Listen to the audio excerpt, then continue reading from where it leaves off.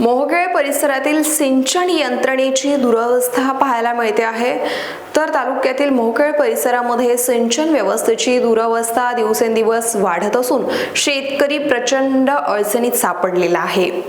Siphon RD नदीमधील siphon pipe गेल्या अनेक दिवसांपासून फुटलेल्या अवस्थेत आहे आणि या पाईपमधून मोठ्या प्रमाणात पाणी नदीत वाहून जात असल्याने शेतकऱ्यांचं सिंचन कोलमडलं आहे।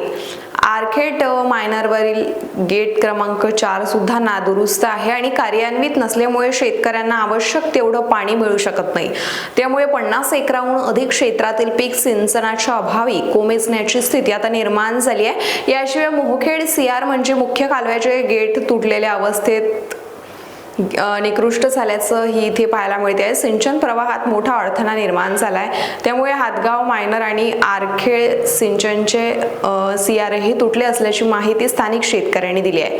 त्यामुळे स्थानिकांच्या आरोपांनुसार संबंधित दुरुस्तीचे काम जेसीबीने अतिशय निकृष्ट दर्जाचे करण्यात आले असून नाम फाउंडेशन यांना काम देऊनही स्थितीत कोणताही बदल झालेला नाही।